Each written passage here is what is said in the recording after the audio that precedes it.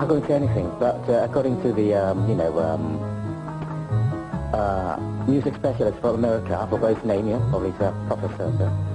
And the dance music is the most or the closest taste of Indonesian people.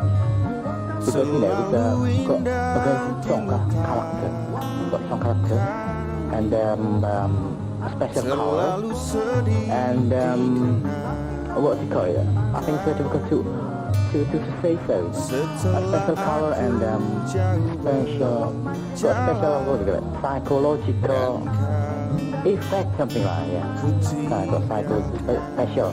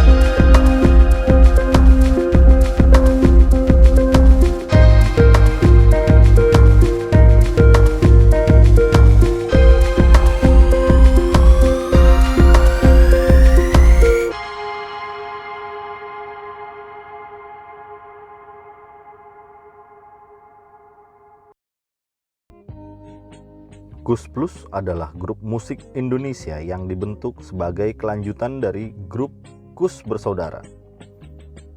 Grup musik yang popularitasnya mencapai puncak pada dasawarsa 1970-an ini dianggap sebagai salah satu pelopor musik pop dan rock and roll di Indonesia. Walaupun banyak kritik menyatakan warna musik Kus Plus sangat terpengaruh kelompok-kelompok musik barat yang populer pada tahun 1960-an. Originalitas karyanya tetap terlihat. Warna musik Kus Plus mencakup genre yang luas, yang tampak pada berbagai album yang dirilisnya. Ini merefleksikan persaingan sebagai aliran musik Indonesia di masa 1970-an. Kelompok ini dibentuk pada tahun 1969 sebagai kelanjutan dari kelompok Kus Bersaudara. Grup yang berasal dari Kelurahan Sandang Harjo, Tuban, Jawa Timur ini merupakan alumnus SMK Negeri 1 Tuban dan pada akhirnya menjadi pelopor musik pop and rock and roll, bahkan pernah dipenjara karena musiknya yang dianggap mewakili aliran politik kapitalis. Di saat itu sedang garang-garangnya gerakan anti-kapitalis di Indonesia. Berawal dari Kus Bersaudara yang harus merelakan keluarnya Kus Nomo atau Nomo dan Kus Royo atau Yok, Tony harus mengambil personel dari luar keluarga Kuswoyo untuk mengisi posisi penabuh drum dan gitar bass. Tony mengajak dua musisi yang sudah dikenalnya, Kasmuri atau Muri dan Toto AR, pemain bass grup Filon.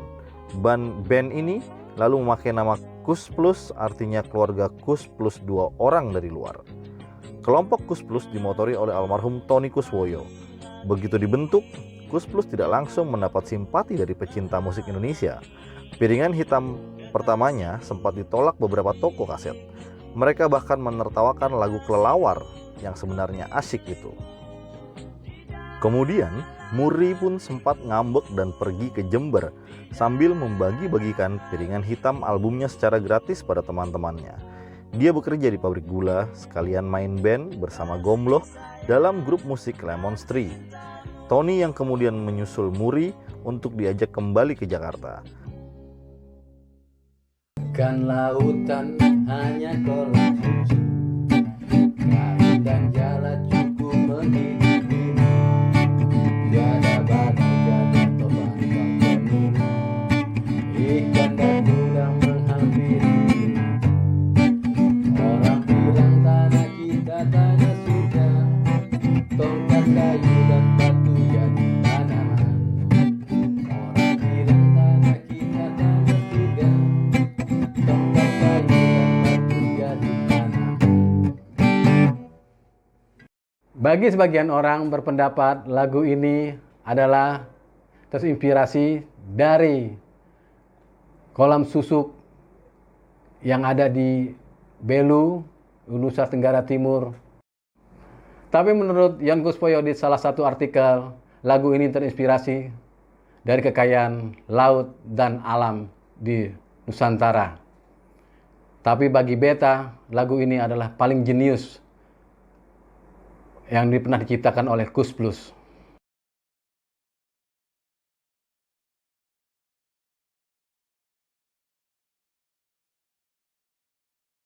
Derita, Kembali ke Jakarta, Malam Ini, Bunga di Tepi Jalan hingga lagu Cinta Buta, Kus Plus mendominasi musik Indonesia waktu itu.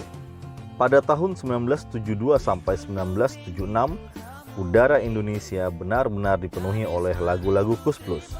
Baik radio atau orang pesta selalu mengumandangkan lagu Kus Plus. Barangkali tidak ada orang-orang Indonesia yang waktu itu masih berusia remaja yang tidak mengenal Kus Plus. Pada tahun 1974, Kus Plus mengeluarkan 22 album, yaitu terdiri dari album lagu-lagu baru dan album-album the best, termasuk album-album instrumentalia yang dibuat dari instrumen asli Kus Plus atau rekaman master yang kemudian diisi oleh permainan saksofon Albert Sumlang. Pada tahun 1975 mereka mengeluarkan 6 album. Pada tahun 1976 mereka mengeluarkan 10 album. Mungkin rekor ini pantas dicatat di dalam Guinness Book of the Record. Dan hebatnya, lagu-lagu mereka bukanlah lagu asal jadi, tetapi memang hampir semua enak didengar. Bukti ini merupakan jawaban yang mujarab, karena banyak yang mengkritik lagu-lagu Kus Plus cuma mengandalkan 3 jurus kunci, yaitu kunci C, F, dan G. Karena jasanya dalam pengembangan musik, masyarakat memberikan tanda penghargaan terhadap prestasinya menjadi kelompok legendaris dengan diberikannya tanda penghargaan melalui Legenda Bass Award. Pernah dengar lagu Ngak Ngek Ngok? Band seperti Kus Plus dan sejenisnya pernah dilarang pada zaman Bung Karno oleh Menteri Penerangan. Karena menurut Bung Karno, lagu Kus Plus dan sejenisnya itu tidak terlalu nasionalis dan hanya ke barat-baratan. Tapi itu semua tidak membuat mereka patah semangat untuk tetap berkarya.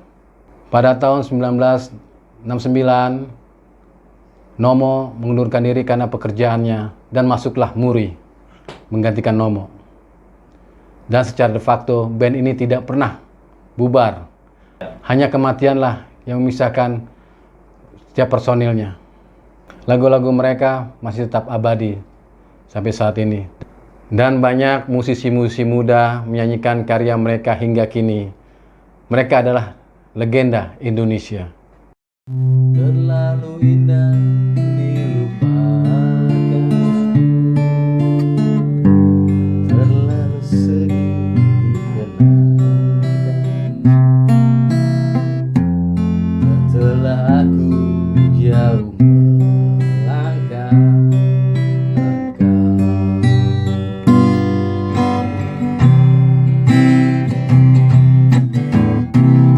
Oke sahabat Kick Out, itu tadi hikayat dari band Kus Plus, The Legend Indonesia. Sampai ketemu lagi di episode Kick Out selanjutnya.